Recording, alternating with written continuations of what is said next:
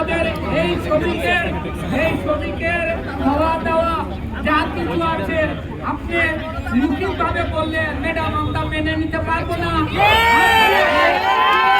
আপনি আমাদেরকে একটা লিখিত দেন যে কতদিনের ভিতরে এইটার সমাধান করতে পারবেন। আমরা 1 মিনিটের মধ্যে আমরা এই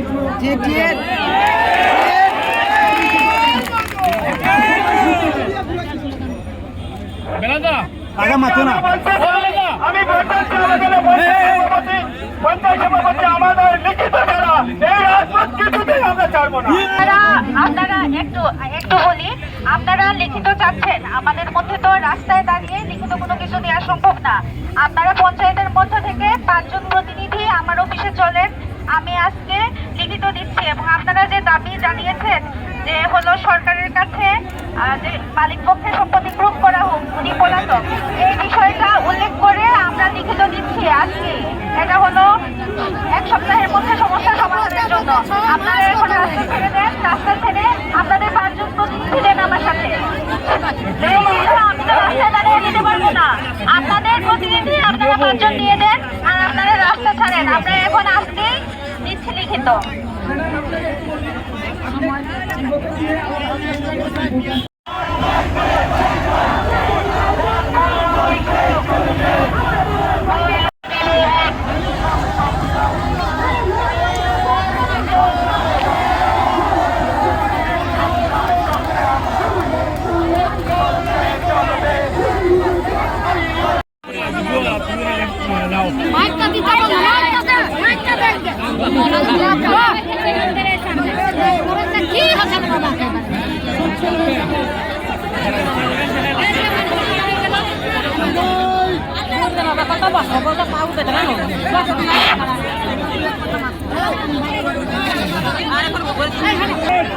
ম্যাডাম একটা কথা বলতে চাচ্ছিলাম, মহোদয়ের দৃষ্টি আকর্ষণ করছি যে বিগত 6 বার ডিসি মহোদয়ের সাথে বসা হয়ে গেছে।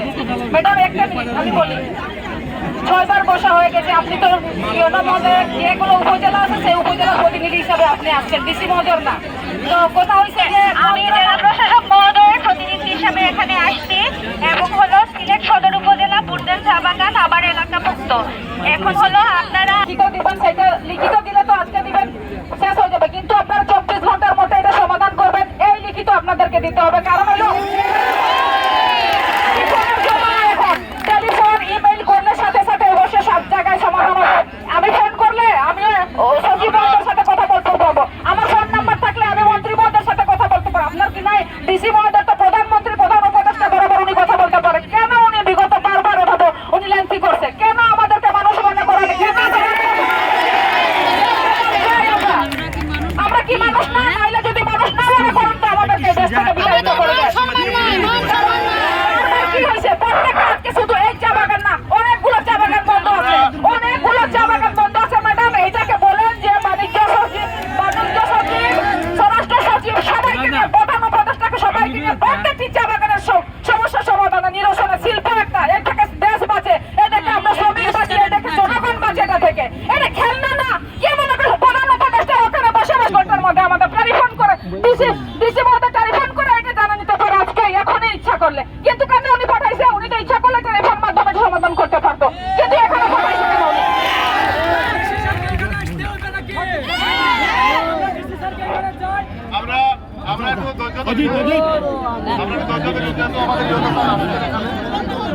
আমরা